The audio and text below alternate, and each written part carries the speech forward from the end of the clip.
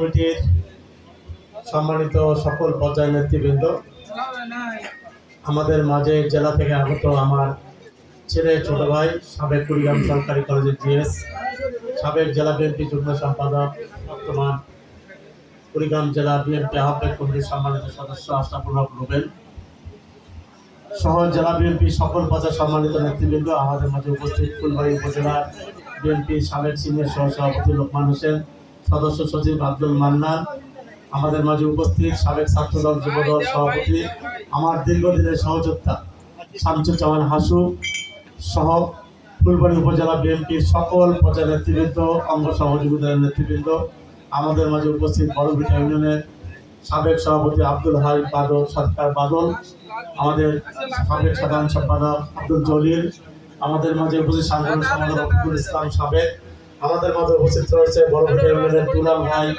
আমাদের আরো অনেক নেতৃবৃন্দ, উপস্থিত রয়েছেন।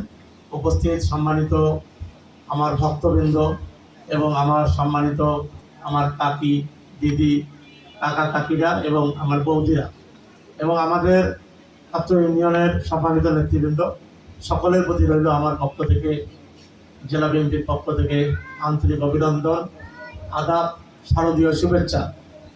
আপনারা কেমন আছেন? ভালো আছেন? আমরা এসেছি আপনারা আমাদের ভারপ্রাপ্ত চেয়ারম্যান জনাব তারেক রহমানের নির্দেশে, আমাদের বিএনপির ভারপ্রাপ্ত চেয়ারম্যান, উনি সারা বাংলাদেশের সমস্ত বিএনপির নেতাকর্মীদেরকে নির্দেশ দিয়েছেন আপনারা যেন ভালোভাবে এই শারদীয় দুর্গা উৎসব আপনারা পালন করতে পারেন, আপনারা যেন উৎসব মুখর পরিবেশে পালন করতে পারেন। এই জন্য প্রত্যেকটি নেতাকর্মীকে নির্দেশ দিয়েছে আপনাদের পাশে থেকে আপনাদের খোঁজ খবর নেওয়ার জন্য, এবং উনি আপনাদেরকে সকলকে ওনার পক্ষ থেকে আমাদেরকে বলেছেন ওনাদেরকে আপনাদের শারদীয় দুর্গা উৎসব উপলক্ষে শারদীয় শুভেচ্ছা পাঠিয়েছেন।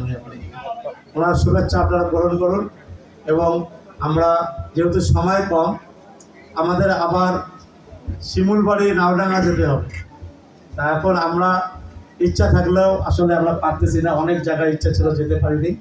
আমরা শুধু এতটুকুই বলতে চাই যে আমাদেরকে আমরা চাই আপনাদের পাশে থেকে আপনাদের সুখ দুঃখের ভাগাভাগি করে নিতে, আপনাদের পাশে প্রত্যেকটি কাজে আপনাদেরকে আমরা সহযোগিতা করতে চাই, এবং আপনারা আমাদের উপর আস্থা রাখুন, আমাদের উপর আশীর্বাদ করুন, আমাদেরকে সহযোগিতা করুন। আগামীতে ইনশাআল্লাহ বাংলাদেশের জনগণের ভোটে বিএনপি যদি রাষ্ট্রীয় ক্ষমতায় যেতে পারে, আমরা যদি কুড়িগ্রামের যে লক্ষ্যে কাজ করছি সেই লক্ষ্য যদি আল্লাহ তাআলা আমাকে পৌঁছানোর ব্যবস্থা করে দেয় আপনাদের সহযোগিতায়, আমরা আপনাদেরকে ইনশাআল্লাহ কথা দিচ্ছি আপনাদের মন্দিরের প্রত্যেকটি মন্দিরের উন্নয়ন কাজ আমরা সম্পূর্ণ করে থাকি। এবং মন্দিরের এই অবস্থা থাকবে না, সুন্দর অবকাঠামো হবে, নিরাপত্তার ব্যবস্থা হবে, এবং প্রথম পর্বে কাজ হবে এটা। দ্বিতীয় পর্বে আমরা বিদ্যুতেরও চিন্তা ভাবনা করবো যে বিদ্যুতের ব্যবস্থা কীভাবে করা যায়। আর বিদ্যুৎ একটা আপনাদের কাছে অত্যন্ত গুরুত্বপূর্ণ বিষয় আমি মনে করি। আপনাদের পূজার সময়, ধর্মীয় উৎসবের সময় বিদ্যুৎ অনেক সময় চলে যায়, অন্ধকার হয়ে পড়ে থাকে, এটা অত্যন্ত।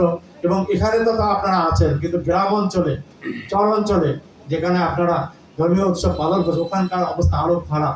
এই জন্য আমাকে বিদ্যুৎ একটা অত্যন্ত গুরুত্বপূর্ণ বিষয়।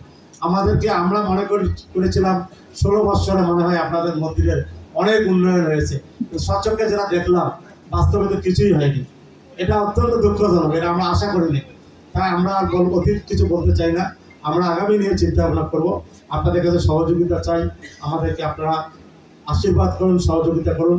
আমরা আমাদের নেতা, আমাদের সকলের প্রাণপ্রিয় নেতা, বাংলাদেশের মানুষ যাকে নিয়ে স্বপ্ন দেখছে, আগামী দিনে যাকে প্রধানমন্ত্রী হিসেবে স্বপ্ন দেখছে, আমাদের প্রিয় নেতা জনাব তারেক রহমানের নেতৃত্বে আপনাদের সহযোগিতায়, আপনাদের আশীর্বাদে যেন আমরা আগামীর বাংলাদেশ, একটা নতুন বাংলাদেশ, একটি বৈষম্যহীন বাংলাদেশ আমরা গড়ে তুলতে পারি।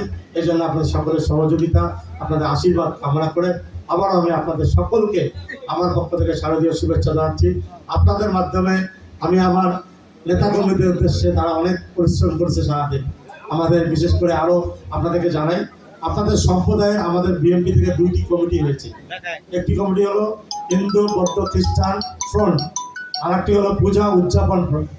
সেই ফ্রন্টের কিন্তু নেতা আপনাদের সম্প্রদায়ের আমাদের অমল রয়েছে, আমার ছোট ভাই মিঠুন আছে, আরও আমাদের সুকুমার রয়েছে, বিষ্ণু রয়েছে, অপূর্ব আছে, আরো অনেক নেতৃবৃন্দ রয়েছে।